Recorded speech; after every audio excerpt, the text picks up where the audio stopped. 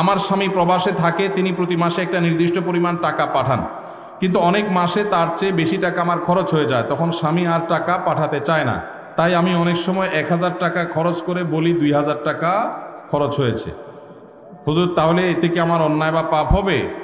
নামাজের প্রত্যেক রাকাতে আউযুবিল্লাহি বিসমিল্লাহ পড়তে হবে কিনা? আমি দাঁড়িয়ে রাখি, এটা আমার স্ত্রী পছন্দ করে না, এক্ষেত্রে আমার করণীয় কি? মহিলাদের পর্দা করার ক্ষেত্রে মুখ ঢাকা কতটুকু জরুরি? কোনো ব্যক্তি মারা গেলে তার পক্ষ থেকে তার ছেলে কারো কাছে ক্ষমা চাইলে ওই ব্যক্তির ক্ষমা না করে, তাহলে তা মারা যাওয়া ব্যক্তির কি হবে? স্বামী মারা গেলে স্ত্রীর নাকের দুল, কানের দুল, হাতের বালা খুলে ফেলতে হবে নাকি পড়তে পারবে? বোনদের সম্পত্তি ভাইরা বাবার কাছ থেকে লিখে নিয়েছে, এখন ভাইরা বলতেছে বাবা লিখে দিছে, আমরা কি করব? সকালে ঘর ঝাড়ু না দিলে কি গুনাহ হয়?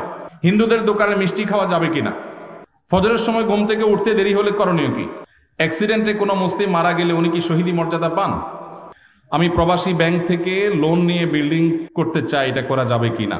যারা মাসিক বেতনে কর্ম করে তাদের নির্দিষ্ট একটা সময় থাকে, যেমন 10টা থেকে 5টা অফিসিয়াল টাইম। সে যদি ব্যক্তিগত কাজে অফিসে পরে আসে বা আগে চলে যায়, তাহলে সেক্ষেত্রে বেতন নেওয়াটা কতটুকু হালাল হবে? এলাকায় কিছু লোক আছে যারা বিয়ের সম্বন্ধ আসলে ভেঙে দেয়, তাদের সম্পর্কে কিছু বলেন। আমার স্বামী প্রবাসে থাকে, কেনাকাটার সব কিছু আমার করতে হয়, এক্ষেত্রে কি আমি গুনাহগার হব? আমি পর্দা করে চলতে চাই, কিন্তু যেই পরিবার যৌথ পরিবার হওয়ার কারণে পর্দা করে চলতে পারি না, এক্ষেত্রে আমার করণীয় কি? অনেক সময় কোনো মুসলমানের পরিচয় উল্লেখ করতে গিয়ে লেখা হয় তিনি অমুক সম্ভ্রান্ত মুসলিম পরিবারে জন্মগ্রহণ করেছেন। প্রশ্ন হলো, মুসলমানের মধ্যে আবার সম্ভ্রান্ত অসম্ভ্রান্ত বলতে কিছু আছে কিনা? রোজা অবস্থায় গীবত করলে কি হয়? বিড়ি সিগারেট বিক্রি করার উপার্জন হালাল নাকি হারাম? বাংলাদেশের মাদ্রাসার অনেক সুপার প্রধানরা দাখিল আলিম পরীক্ষার্থীদের নকল সরবরাহ করে বা তার সাথে জড়িত থাকে, এদের বিধান কি? জি ভাই, বিসমিল্লাহ। প্রথম প্রশ্ন, আমরা দেখি যে বড় ভাই মারা গেলে বড় ভাইয়ের ছেলে মেয়ে এবং বউয়ের কথা চিন্তা করে ছোট ভাই বড় ভাইয়ের বউকে বিয়ে করে। আমি জানতে চাচ্ছি যে ছোট ভাই মারা গেলে ছোট ভাইয়ের ছেলে মেয়ে এবং বউয়ের কথা চিন্তা করে ছোট ভাই এর বউকে বড় ভাই বিয়ে করতে পারবে কিনা, বড় ভাইয়ের বউ থাকা অবস্থায়? এটি ইসলাম কি বলে? ভাইরা আমার, কোনো ভাইয়ের স্ত্রী মারা যাওয়ার পর অন্য কোনো ভাই যদি সেই ভদ্র মহিলাকে বিবাহ করেন ইদ্যত পালনের পর 4 মাস 10 দিন পর বিয়ে করা যায়, তখন যদি বিয়ে করেন, এটা প্রশংসনীয় কাজ। অভিভাবকত্বের জায়গা থেকে, ভাতিজাদের প্রতি দায়িত্বশীলতার জায়গা থেকে এটা খুবই প্রশংসনীয় কাজ। আমাদের সমাজ বেশিরভাগ মানুষ এটাকে ভালো চোখে দেখে না, কারণ সমাজটা তো সব রোগাদের সমাজ, রোগী হয়ে গেছি আমরা। ভালো জিনিস আমাদের কাছে খারাপ লাগে, খারাপটা বরং ভালো লাগে। তো এইটা ভালো কাজ। এখন কথা হলো, বড় ভাই তার একজন স্ত্রী আছেন, এই অবস্থায় ছোট ভাই মারা গেছেন, ছোট ভাই স্ত্রীকে বিয়ে করবেন কিনা? উত্তর হলো, ছোট ভাইয়ের স্ত্রীকে বিয়ে করতে শরিয়াত দৃষ্টিকোণ থেকে কোনো বিধিনিষেধ নাই, বিয়ে করতে পারবে না এমন কোনো কথা নাই। বাকি তার দুজন স্ত্রী একসঙ্গে থাকলে তিনি ইনসাফ করতে পারবেন কিনা, শরিয়ার বিধিবিধান মানতে পারবেন কিনা, সাম্যতা বজায় রাখতে পারবেন কিনা, এখানে আবার কিন্তু ন্যায্যতার ওয়াজ আনলে হবে না, এখানে কিন্তু সাম্যতা লাগবে, সমান সমান দিতে হবে। এখানে আল্লাহ তাআলা সেটা আমাদের জন্য আবশ্যক করে দিয়েছেন। তো সেটা করতে পারবে কিনা, এই বিষয়টা নিশ্চিত করতে হবে। যদি পারেন, তাহলে সব যদির পরে, সব শর্ত পূর্ণ হওয়ার পর তিনি চাইলে শরিয়ার সম্মত ভাবে তিনি বিবাহ করতে পারবেন। কিন্তু অনেক ক্ষেত্রে দেখা যায় ভালোর জন্য করতে গিয়ে উল্টা আরো খারাপ হয়। দেখা যায় ঘরে বিশ্বযুদ্ধ লেগে যায়, আছে না নাই? যদি কোনো আল্লাহর বান্দী, যদি আল্লাহর কোনো বান্দী যদি স্যাক্রিফাইস করেন এক্ষেত্রে, তাহলে এটা অবশ্যই একজন জান্নাতি মানুষের কাজ, অবশ্যই একজন আল্লাহর নেককার বান্দির কাজ। আল্লাহ আমাদেরকে তৌফিক দান করুন।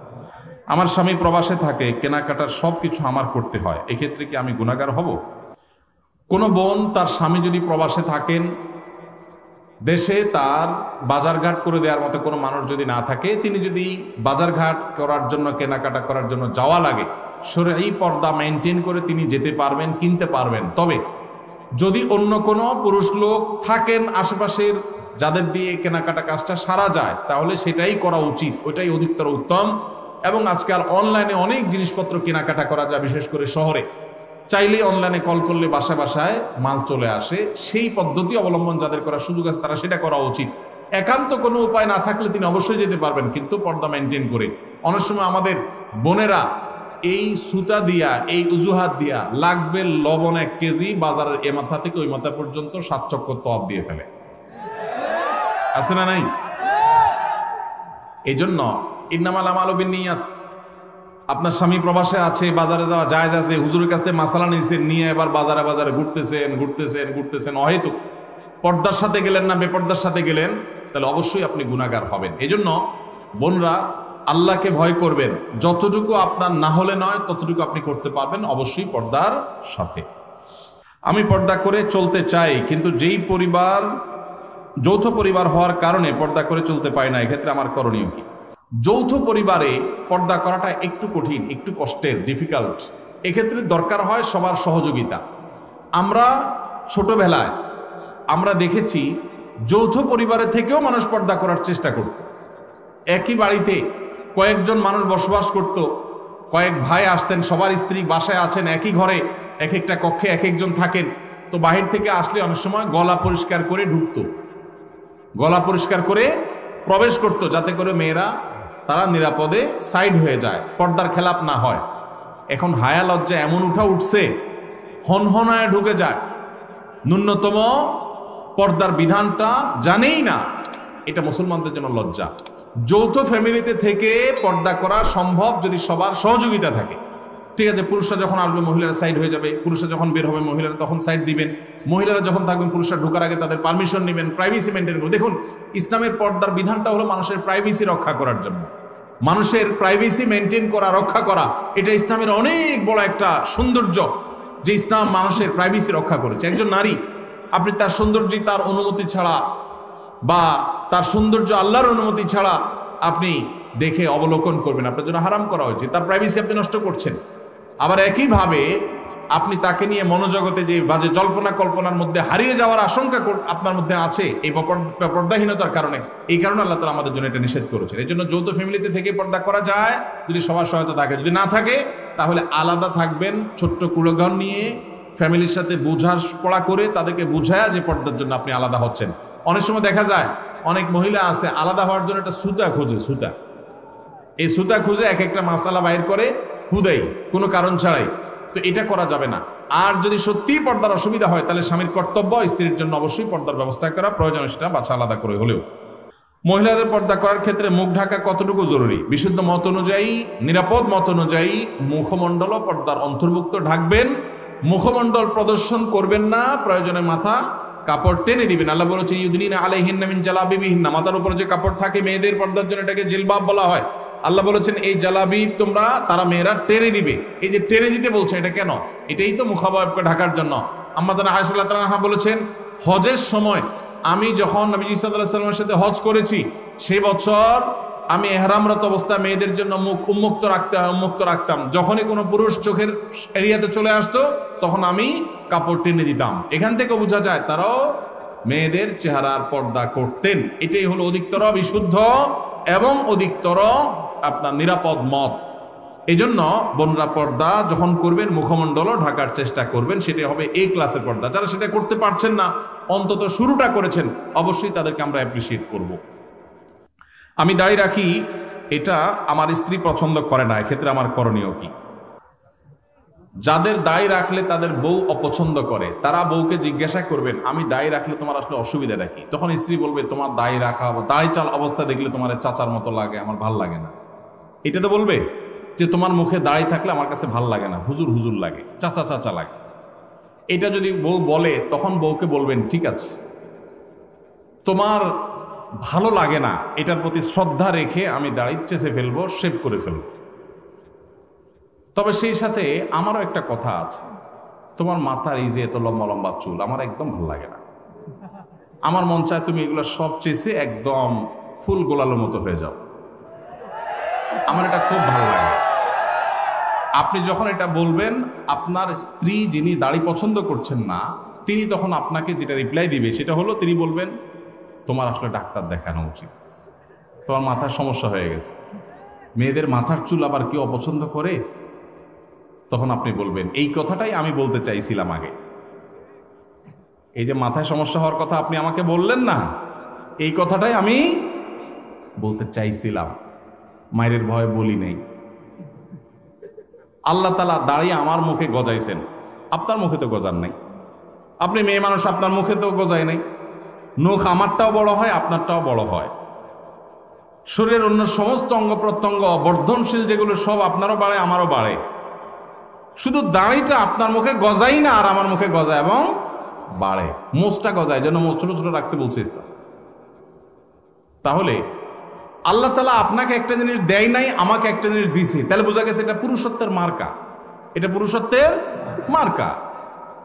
এখন যে ভাইদের মুখে দাড়ি নাই আপনারা রাগ করেন না, আপনাদেরকে কষ্ট দেওয়ার জন্য বলছি না, আমি শুধু এটুকু বলছি যে দাড়ি এটা পুরুষত্বের আলামত। দাড়ি এটা কিসের আলামত? পুরুষত্বের আলামত। কারণ আল্লাহ তাআলা নারীকে দাড়ি দিছেন, পুরা বডির মধ্যে দেখবেন এই একটা জিনিসই মহিলাদের নাই, আপনার আছে, দাড়ি আর মোচ। দাড়ি আর গোপ ছাড়া সবকিছুই তাদেরও আছে, আমাদেরও আছে, কিন্তু এই জিনিসটা আল্লাহ তাআলা আমাদেরকে দিয়েছে, তাহলে এটা আমাদের একটা মার্কা। এখন এই মার্কা যদি কেউ পরিবর্তন করে ফেলতে বলে, এটা তো মানা যায়।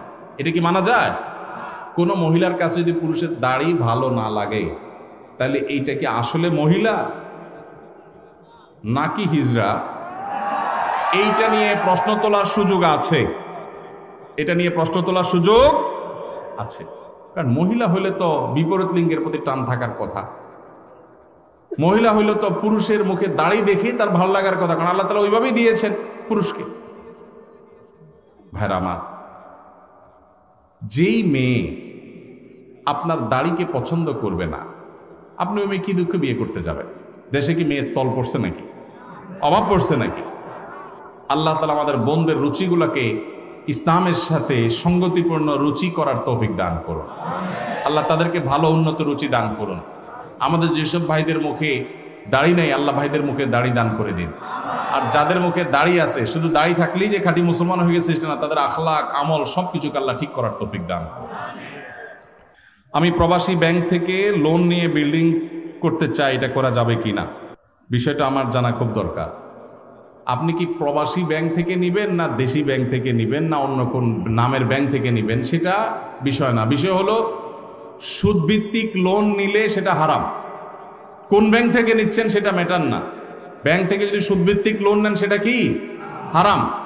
আপনি বাড়ি করার জন্য সুদভিত্তিক লোন নেন, সেটা হারাম হবে। প্রয়োজনে আপনি ভাড়া বাড়িতে থাকবেন, কুড়ের ঘরে থাকবেন, কিন্তু হারামে জড়াবেন না। আল্লাহ আমাদেরকে বুঝদান করুক। বেশিরভাগ গ্রামে শহরে এখন মানুষ কথায় কথায় সুদের কারবার করে। সুদ যে কত ভয়াবহ! আল্লাহ তাআলা সুদের কারবারকারীকে যুদ্ধের ঘোষণা দিয়েছেন, যুদ্ধের ঘোষণা। ফাআযানু বিহারবিন মিনাল্লাহি ওয়া রাসূলি, ভয়ঙ্কর ব্যাপার। কিন্তু গোটা পৃথিবীর অর্থনীতি দাঁড়িয়ে আছে সুদের উপরে। অনেক দীর্ঘ আলোচনা দরকার, আমার হাতে সময় নাই। আমি গোটা পৃথিবীর সংশোধনের দায়িত্ব নেই নাই, আমি আমার দায়িত্ব নিয়েছি। আল্লাহ আমাকে আমার সময় জিজ্ঞাসা করবে, এজন্য আমি সুদের কারবার করব না ইনশাআল্লাহ। যারা মাসিক বেতনে কর্ম করে তাদের নির্দিষ্ট একটা সময় থাকে, যেমন 10টা থেকে 5টা অফিসিয়াল টাইম। সে যদি ব্যক্তিগত কাজে অফিসে পরে আসে বা আগে চলে যায়, তাহলে সেক্ষেত্রে বেতন নেওয়াটা কতটুকু হালাল হবে? খুবই দরকারি প্রশ্ন। আমাদের অনেক ভাইরা আছেন, চাকরি করেন বিভিন্ন কোম্পানিতে, সরকারি বেসরকারি প্রতিষ্ঠানে। যেই কয় ঘন্টার ডিউটির জন্য আপনি চুক্তিবদ্ধ, ওই কয় ঘন্টার ডিউটি যদি আপনি ফাঁকি দেন, পরে আসেন, আগে চলে যান, আর কাজের ফাঁকে নিজের কাজ কাম করেন, মোবাইল টিপাটিপি করেন, ফাঁকি ঝুঁকি দেন, তাহলে তাদের ওই ফাঁকি ঝুঁকি দেওয়ার সময়টার যে ইনকামটা, ওটা হারাম হবে। সেই ইনকামটা কি হবে? হারাম হবে। অনেক হারাম আছে আমরা যেগুলো জানি না। সুদ খাওয়া হারাম আমরা জানি, ঘুষ খাওয়া হারাম আমরা জানি, কিন্তু চাকরির মধ্যে এই যে ফাঁকি ঝুঁকি দিয়ে টাইম নষ্ট করে ওই টাইমের বেতন আমি নিচ্ছি, এটা যে হারাম, এটা আমাদের বেশিরভাগ মানুষের সেন্সও নাই। ভাইরা আমার, আল্লাহর ভয়ে আমানতদারিতা রক্ষা করতে হবে। মুসলমান কখনো আমানতের খেয়ানতকারী হতে পারে না। এমনকি আপনি অফিসে বা কোম্পানি, সরকারি বেসরকারি যেখানে কাজ করেন, ডিউটির সময় আপনি বসে বসে যদি ওয়াজ শুনেন ইউটিউবে কাজ বাদ দিয়া, সওয়াব হবে না গুনাহ হবে? কোরআন তেলাওয়াতও যদি শুনেন, সওয়াব হবে না গুনাহ হবে? ইমানদার কখনো সিসি ক্যামেরাকে ভয় পাবে না। ইমানদার ভয় পাবে কাকে? আল্লাহ রাব্বুল আলামিনকে। আমি 8 ঘন্টা করে ডিউটি করার জন্য চুক্তিবদ্ধ, মাস শেষ পুরো স্যালারিটা নিচ্ছি, অথচ আমি এভারেজে পুরো মাসে 8 ঘন্টা, 10 ঘন্টা, 15 ঘন্টা, 20 ঘন্টা ফাঁকি দিয়েছি, সেই টাইমের সময়টা স্যালারি আমি নিচ্ছি, এটা হারাম। অনেক ওলামা ইকরাম আছেন, আল্লাহ তাদের মধ্যে আল্লাহর ভয় এমনটা দিয়েছেন। টুমচর আলিয়া মাদ্রাসা বাংলাদেশের সবচেয়ে প্রাচীন মাদ্রাসাগুলোর একটা, সবচেয়ে পুরাতন মাদ্রাসাগুলোর, শতবর্ষী মাদ্রাসাগুলোর একটা হলো লক্ষ্মীপুর জেলার টুমচর আলিয়া মাদ্রাসা।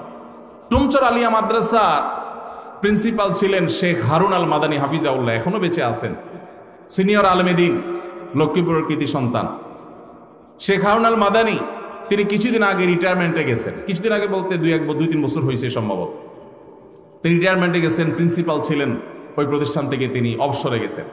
অবসরে যাওয়ার সময় তিনি যা সুযোগ সুবিধা পেয়েছেন সেখান থেকে একটা চেক লিখে একটা বড় অ্যামাউন্ট, কয়েক লাখ টাকার একটা অ্যামাউন্ট তিনি মাদ্রাসার ফান্ডে দিয়ে দিছেন। মাদ্রাসায় তিনি সেটা দিয়ে দিছেন এবং এটার কারণ হিসাবে, এটা তিনি আমাকে বলেন নাই, আমি অন্যভাবে জানছি, এর কারণ হিসাবে তিনি উল্লেখ করেছেন যে এত দীর্ঘ বছর, এত বছর কাজ করেছি এই প্রতিষ্ঠানে, চেষ্টা করছি ঠিকঠাক মতো ডিউটি পালন করতে, আমার অজান্তে হয়তো কোনো ফাঁকিঝুঁকি হয়ে গেছে, হয়তো কোনো সময় নষ্ট হয়ে গেছে, হয়তো কোনো দিন দেরি হয়ে গেছে, আগে বের হয়ে গেছি, হয়তো কোনো সময় ব্যক্তিগত কাজ করে ফেলছি ডিউটির মধ্যে, সেই সময়গুলোর বেতনও তো সব আমার অ্যাকাউন্টে ঠিকই আসছে, কোনোটাই তো আর বাদ দেই নেই। এই জন্য কিয়ামতের ময়দানে যেন দাঁড়ায় থাকতে না হয়, জান্নাতের পথে যেন বাধা হয়ে না দাঁড়ায়, এই জন্য কিছু টাকা এর চেয়ে বেশি হবে না, এর কমই থাকবে, একটু বাড়ায়া সতর্কতামূলক দিলাম আমি দায়মুক্ত হওয়ার জন্য। মানুষ এখনো পৃথিবীতে আছে, সংখ্যায় কম কিন্তু আছে। আল্লাহ আমাদেরকে মানুষ, সেই ইমানদার, সেই মুসলমান হওয়ার তৌফিক দান। ইমানদারকে কোনো সিসি ক্যামেরার মনিটরিং এর প্রয়োজন হয় না, তার সেলফ মনিটরিং, নিজেকে নিজে মনিটর করে, আল্লাহর মনিটরিং এ বিশ্বাস করে। আল্লাহ আমাদেরকে সেরকম মুসলমান হওয়ার তৌফিক দান। তাহলে ভাই, ডিউটির ফাঁকে এই ফাঁকিঝুঁকি করলে সেটা নাজায়েজ হবে। এরপরে প্রশ্ন হলো, অনেক সময় কোনো মুসলমানের পরিচয় উল্লেখ করতে গিয়ে লেখা হয় তিনি অমুক সম্ভ্রান্ত মুসলিম পরিবারে জন্মগ্রহণ করেছেন। প্রশ্ন হলো, মুসলমানের মধ্যে আবার সম্ভ্রান্ত অসম্ভ্রান্ত বলতে কিছু আছে কিনা? খুবই দরকারি এবং যৌক্তিক প্রশ্ন। এই প্রশ্ন এর আগেও কোথাও আমাকে করা হয়েছে এবং এ বিষয়ে অনেক বছর আগে আমি, আমার একটা ফেসবুক আইডি ছিল, এখন আর নাই, সেটা ডিঅ্যাক্টিভ হয়ে গেছে, ওইটাতে আমি এই বিষয়ে লিখেছিলাম। খুবই দরকারি একটা প্রশ্ন। কোনো মানুষ তার পরিচয় পেপার পত্রিকায় দিতে গিয়ে বা কোনো সভা সমাবেশে দিতে গিয়ে অনেক সময় আমরা বলি তিনি অমুক জেলার, অমুক থানার, অমুক গ্রামের একটি সম্ভ্রান্ত মুসলিম পরিবারে জন্মগ্রহণ করেছেন। এটা তার ধর্মীয় পরিচয়। মারা গেলেও অনেক সময় এরকম গদবাদা কথা বলা হয় যে তিনি একটা সম্ভ্রান্ত মুসলিম পরিবারে জন্মগ্রহণ করেছেন। এই যে সম্ভ্রান্ত মুসলিম পরিবার, এই টার্মটাই কোনো সঠিক টার্ম না। কেন? কারণ আপনারা জানেন মুসলমানের মধ্যে কোনো সম্ভ্রান্ত অসম্ভ্রান্ত, নিচু জাত উঁচু জাত বলতে কোনো কিছু নাই। আল্লাহ কোরআনে বলেছেন ইন্না আকরামাকুম ইনদাল্লাহি আত্তাকুম। এর আগে আল্লাহ বলেছেন ইন্না খালাকনাকুম শুউবান ওয়া কাবাইলা লিতাআরাফু। তোমাদেরকে বিভিন্ন গোত্রে বংশে আল্লাহ তাআলা সৃষ্টি করেছেন। কেন? আল্লাহ বলেছেন পরিচয়ের সুবিধার্থে।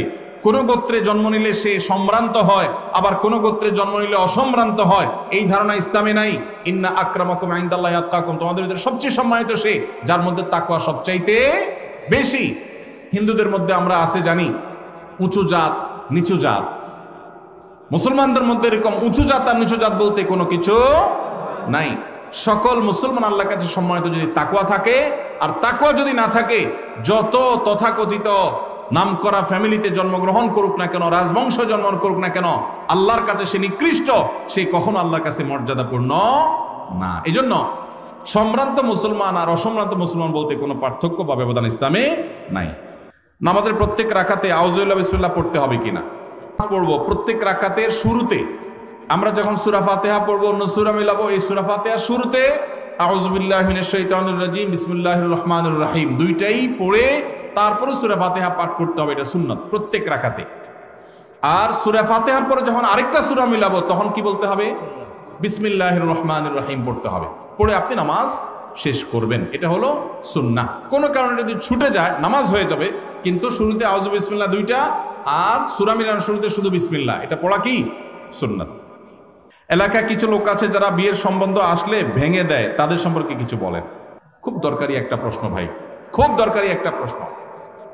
আমাদের দেশের গ্রামে গঞ্জে এই ধরনের নিকৃষ্ট মানুষ, এই ধরনের ফাসিক এবং পাপিষ্ট মানুষ বহু আছে।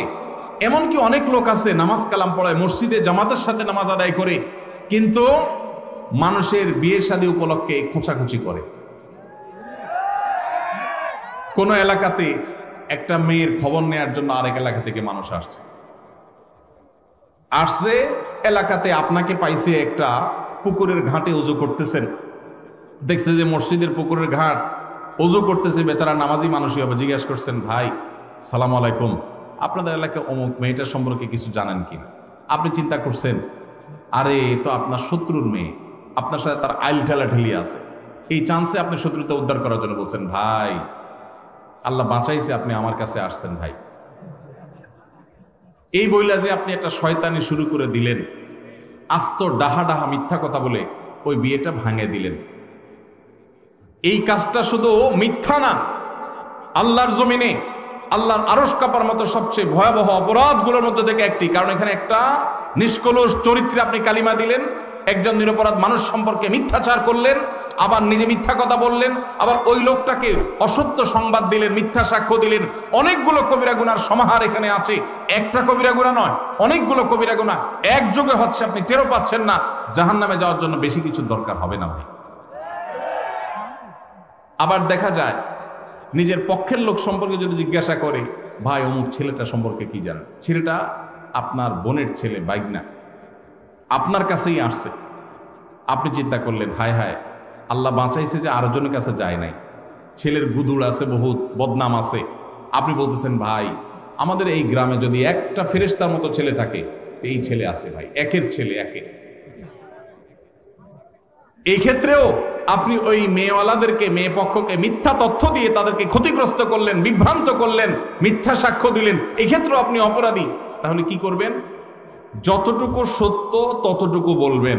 সত্য বলার মতো যদি বুকে বল না থাকে, যদি মনে হয় সত্য বললে আমি মাইদ্যের খাওয়া লাগবে, তাহলে বলবেন, ভাই সরি, অন্য কেউ যারা চিনে জানে তাদেরকে জিজ্ঞাসা করেন, আপনি অ্যাভয়েড করে যান। কিন্তু বলতে যখন যাবেন তখন আপনাকে সত্য বলতে হবে। নবী সাল্লাল্লাহু আলাইহি সাল্লাম বারবার আমাদেরকে সতর্ক করেছেন। তিনি বলেছেন, যদি তোমাকে কিছু বলতে হয় ফালিয়াকুল খায়রা আও লিয়াসমুত, তাহলে ভালো সত্য যেটা সেটাই বলবে, আর না হলে চুপ থাকবে। কিন্তু বলতে গিয়ে মিথ্যা বলা যাবে না। অনেক ভাইরা আছেন এই অপকর্ম করেন, কোনো কারণ ছাড়াই করেন, অযথা খোঁচাখুচি করেন, আছে না নাই? এই বিয়ে ভাঙার তালে এগুলো হলো মানুষরূপী শয়তান। আপনি যদি আস্ত মানুষের সুরতে শয়তান দেখতে চান, এইরকম বিয়ে ভাঙাভাঙির কাজ যারা করে এরা হলো সে মানুষরূপী শয়তান। কেন বলেছি জানেন? কারণ ইবলিস শয়তান সবচেয়ে বেশি খুশি হয় একটা সংসার ভেঙে দিলে। একটা সংসার ভেঙে দিলে শয়তান সবচেয়ে বেশি খুশি হয়, অন্য কোনো কাজে শয়তান এত খুশি হয় না। আর এই লোকটা একটা বিয়ে হতে যাচ্ছিল, মিথ্যা কথা বলে ভেঙে দিয়েছে, অথবা অজাগা বিয়ের ব্যবস্থা করে দিয়েছে মিথ্যা তথ্য দিয়ে। এই লোকটা শয়তানের সে কাজটা করেছে। আল্লাহ আমাদেরকে এই দুশ্চরিত্র থেকে বেঁচে থাকার তৌফিক দান করুন। যারা এই সমস্ত খারাপ কাজের বদভ্যাস আছে, আল্লাহর ওয়াস্তে তারা ছেড়ে দেন, আল্লাহকে ভয় করেন। সকালে ঘর ঝাড়ু না দিলে কি গুনাহ হয়? না ভাই, ঘর ঝাড়ু না দিলে কোনো গুনাহ হয় না। এগুলো কুসংস্কারের কথা। আগের যুগের মানুষরা নিজের বৌমা, পোলাপান এগুলাকে সোজা রাখার জন্য অনেক জাল হাদিস বানাইতো। এটা সেরকমই একটা। ধরেন বৌমাদেরকে দৌড়ের উপর রাখার জন্য একটা জাল হাদিস বানাই দিল, সকালে ঘর ঝাড়ু না দিলে গুনাহ হয়। এবার বৌমা সকালে উঠা ঘর ঝাড়ু দিবেই দিবে। তো আল্লাহর নামে, নবীর নামে মিথ্যাচার এগুলা করা উচিত না। ঘর ঝাড়ু দিলেন কি না দিলেন এর সাথে গুনাহের কোনো সম্পর্ক না। তবে হ্যাঁ, বাসাবাড়ি পরিচ্ছন্ন রাখা উচিত, সেটা সকালে হোক আর বিকালে হোক। ফজরের সময় ঘুম থেকে উঠতে দেরি হলে করণীয় কি? দেরি হলে কোনো একদিন হঠাৎ দেরি হয়ে গেছে, তাহলে যখন উঠছেন তখন নামাজ পড়বেন। মান্না মান সালাতিন আও নাসিহা ফালিউসাল্লিহা ইযা যাকারা ফাইন্না যালিকা ওয়াক্তুহা। কোনো কারণে একদিন মিস হয়ে গেছে, কিন্তু ডেইলি আপনি সকাল 7টা বাজে উঠে ফজর নামাজ পড়েন, মায়ের একটাও নিচে পড়বে না। অ্যাক্সিডেন্টে কোনো মুসলিম মারা গেলে উনি কি শহীদি মর্যাদা পান? 5 শ্রেণী মানুষকে নবী সাল্লাল্লাহু আলাইহি সাল্লাম শহীদ বলেছেন, অর্থাৎ শহীদের মর্যাদা পাবে। অরিজিনাল শহীদ না, কিন্তু মর্যাদা পাবে। অরিজিনাল শহীদ তো যে আল্লাহর রাহে শহীদ হয়। আর এই 5 শ্রেণী মানুষ যারা শাহাদাতের মর্যাদা পাবে, সেই মানুষগুলোর মধ্যে থেকে এক শ্রেণী মানুষ হলো কোনো দেয়াল চাপা, ওয়াল চাপা, কোনো কিছু চাপা পড়ে মারা গেলে, এখন গায়ের নিচে চাপা পড়ে মারা গেলে আশা করা যায় আল্লাহ তাআলা তাকে শাহাদাতের মর্যাদা দিবেন। স্বামী মারা গেলে স্ত্রীর নাকের দুল, কানের দুল, হাতের বালা খুলে ফেলতে হবে নাকি পড়তে পারবে? স্বামী মারা যাওয়ার পর স্ত্রীকে ইদ্যত পালন করতে হয় 4 মাস 10 দিন। এই 4 মাস 10 দিনের ভিতরে সে অন্যত্র বিয়ে বসতে পারে না, 4 মাস 10 দিনের পরে বসতে পারে। যেই ঘরে থাকে সেই ঘরে, ঘরে বলতে কোনো রুমের ভিতরে না, যে বাড়িতে থাকে ওই বাড়ির চৌহদ্দির মধ্যে থাকেন। দূর দূরান্তে ডাক্তার দেখানো বিশেষ প্রয়োজন ছাড়া বাহিরে যাবেন না, সাজগোজ করবেন না। কিন্তু এর মানে এই না যে হিন্দুদের মতো স্বামী মারা গেলে স্ত্রী সারা জীবন সাদা পোশাক পরে থাকতে হবে, সাদা শাড়ি পরা, এরকম কোনো কথা নেই। সাধারণ পোশাক আশাক তিনি পরে থাকবেন। আর সাজসজ্জা করবেন না, সেজন্য তার ওই যে গহনা টহনা পরে সাজসজ্জা করা সেগুলো করবেন না, এগুলো খুলে রাখবেন। আবার ইদ্যত যখন শেষ হবে তখন আবার স্বাভাবিক জীবনে ফিরে যাবে। কোনো ব্যক্তি মারা গেলে তার পক্ষ থেকে তার ছেলে কারো কাছে ক্ষমা চাইলে ওই ব্যক্তির ক্ষমা না করে, তাহলে তা মারা যাওয়া ব্যক্তির কি হবে? যদি ক্ষমা করার মতো কোনো ইস্যু থাকে আর ক্ষমা না করে, সে অবশ্যই দায়ী থাকবে। ক্ষমা করার চেষ্টা করা উচিত। ক্ষমা করলে আল্লাহ তাআলা পছন্দ করেন এবং ভালোবাসেন ক্ষমাশীলকে। বোনদের সম্পত্তি ভাইরা বাবার কাছ থেকে লিখে নিয়েছে, এখন ভাইরা বলতেছে বাবা লিখে দিছে, আমরা কি করব? এই ভাইকে কিয়ামতের ময়দানে আল্লাহ রাব্বুল আলামিন ছাড় দিবেন বলে মনে হয় না, বোনদের হক মেরে চললে। অনেক ফ্যামিলিতে এটা হয় যে বাবা লিখে দিছে, এখন ভাই বলে ভাই আমি কি করব, বাপ তো আমাকে দিছে। আপনি কি করবেন? খুব সোজা অঙ্ক, আপনাকে বাপ দিয়া ভুল করছেন, আপনি এখন সেটা ব্যাগ দিবেন, বাস শেষ। আপনারে ব্যাগ দিতে তো কেউ নিষেধ করে নাই। শেয়ানা পাবলিক বলে যে বাপে লিখে দিছে, আমি কি করব? বাপে যদি ভুল করে তাহলে সেটাকে আপনি সংশোধন করবেন, আপনি এখন বোনেরটা বোনে ফেরত দিয়ে দিবেন, বাস এটা হলো কর্তব্য, না হলে গুনাহগার হবেন। হিন্দুদের দোকানে মিষ্টি খাওয়া যাবে কিনা? হিন্দুদের দোকান থেকে যদি আপনি মিষ্টি কিনেন, সেটা হালাল হলে আপনি খেতে পারেন। এখন যদি হারাম হয় সেটা খেতে পারবেন না। এখন হালাল কি হারাম এটা যদি আপনার সন্দেহ তৈরি হয় যে অনেক ক্ষেত্রে তারা আপনার কোনো নাপাক জিনিস তারা পবিত্র মনে করে মিশায় কিনা, সন্দেহ যদি আপনার তৈরি হয় তাহলে সেটা খাবেন না, অ্যাভয়েড করবেন। যদি হালাল নিশ্চিত জানেন তাহলে খেতে অসুবিধা নাই। আর যদি হারাম হালালের মধ্যে সন্দেহ থাকে তাহলে সন্দেহের ঊর্ধ্বে থাকাই হলো তাকওয়ার দাবি। রোজা অবস্থা গীবত করলে কি হয়? রোজা অবস্থা গীবত করলে রোজার অঙ্গহানি হয়, রোজার কোয়ালিটি নষ্ট হয়। নবী সাল্লাল্লাহু আলাইহি ওয়াসাল্লাম বলেছেন, অনেক লোক রোজা রাখে, রুব্বা সাইমিন লাইসা লাহু মিন সিয়ামিহি ইল্লাল জু', অনেক লোক রোজা রাখে, রোজা রেখে উপোস থাকা ছাড়া কোনো লাভ হয় না, কারণ রোজা রাখে আবার গীবত করে, মিথ্যা কথা বলে, অনর্থক কাজ করে। নবী সাল্লাল্লাহু আলাইহি ওয়াসাল্লাম আরো বলেছেন, মাল্লাম ইয়াদা কাউলা যুরি ওয়াল আমাল বি ফালাইসা লিল্লাহি হাজা আন ইয়াদা তাআমাহু ওয়া শারাবা, যে ব্যক্তি রমজানে রোজা রেখে মিথ্যা কথা মিথ্যা কাজ ছাড়লো না, তার উপোস থাকাতে আল্লাহর কোনো ঠেকা পড়ে নাই। রমজান রোজাকে আপনাদের সার্থক করার জন্য এবছর একটা ছোট্ট নতুন বই আমাদের আসছে, মাহে রমজানের 27 আমল, মাসনুন আমল। বইটা ইনশাআল্লাহ সপ্তাহের ভিতরে চলে আসবে, আশা করি এটা আপনাদের উপকার আসবে ইনশাআল্লাহ। দুটি প্রশ্ন আছে আর, একটা হলো, আমার স্বামী প্রবাসে থাকে, তিনি প্রতি মাসে একটা নির্দিষ্ট পরিমাণ টাকা পাঠান, কিন্তু অনেক মাসে তার চেয়ে বেশি টাকা আমার খরচ হয়ে যায়, তখন স্বামী আর টাকা পাঠাতে চায় না, তাই আমি অনেক সময় 1000 টাকা খরচ করে বলি 2000 টাকা খরচ হয়েছে। হুজুর তাহলে এতে কি আমার অন্যায় বা পাপ হবে? যদি দয়া করে একটু জানাতেন অনেক উপকৃত হতাম। দেখুন, মিথ্যা কথা বলা জায়েজ নাই। প্রয়োজন একটু কম খাবেন, স্বামী কম পাঠালে কম খাবেন, কিন্তু মিথ্যা কথা বলবেন না। যদি গুড়ায় গাড়ায় কোনোভাবে আপনি রাখতে পারেন সেটা জায়েজ আছে। ডাহা মিথ্যা কথা বলবেন এটা এত সহজ না, এটা জায়েজ হবে না। অনেকে আছে বউয়ের জামাইয়ের সাথে আর জামাইয়ের বউয়ের সাথে মিথ্যা কথা বলে, আছে না নাই? এগুলা জায়েজ নাই। বাইরের থেকে শাড়ি কিনছেন 500 টাকা দিয়া, বউটা একটু সোজা সরল পাইছেন, আয়সা বলতেছেন 5000 টাকা দিয়ে শাড়ি আনছি তোমার জন্য। জায়েজ হবে না? না জায়েজ হবে।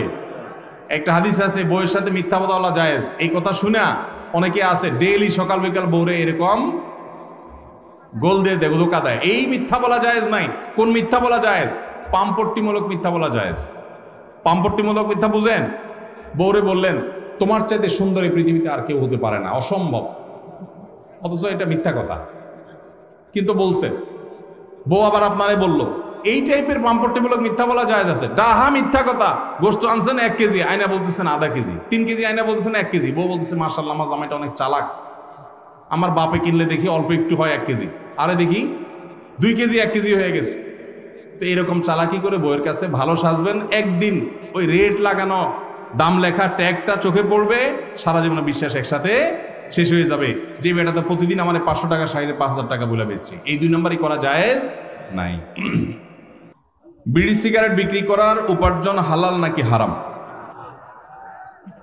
যেই জিনিস খাওয়া পান করা ব্যবহার করা হারাম, ওইটার কেনা বেচা করাও। ইসলামে যে জিনিসটা খাওয়া পান করা ব্যবহার করা নিষেধ, সেটার বেচা কেনা করাটাও।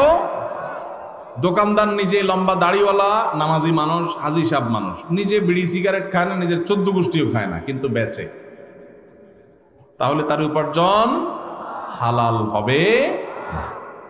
এখন প্রশ্ন হলো, একটা দোকানে অনেক আইটেম আছে, একটা নাজায়েজ বা গুনাহের আইটেম বেচার কারণে সবগুলো যে হারাম হয়ে যাবে তা না। এটা বিক্রি করে যে লাভ করছে ওইটা নাজায়েজ হবে। বাকি যেগুলো হালাল আছে, চাল ডাল বিক্রি করছে, সেগুলো হালাল হবে। অবশ্য চাল ডাল বিক্রি করলেই যে হালাল হবে এমন না। যদি দেশি মশারের সাথে ইন্ডিয়ান মশারের মিশায় বিক্রি করেন, হালাল হবে না হারাম হবে? আইটেম হালাল হলেও 2 নম্বরই করার কারণে উপার্জনটা হারাম হয়ে যায়। তো এই জন্য যারা মুদি দোকানদারি করেন তারা বলবেন, ভাই তাহলে বিড়ি সিগারেট ছাড়া তো দোকান চলে না, কি করব? এটাই তো আপনার চ্যালেঞ্জ। আল্লাহর জন্য আপনি স্যাক্রিফাইসটা কি করলেন? কিয়ামতের ময়দানে আল্লাহর কাছে জান্নাত চাইবেন কোন মুখে? এইটাই তো স্যাক্রিফাইস। এই স্যাক্রিফাইসের বিনিময়ে তো জান্নাত আশা করবেন।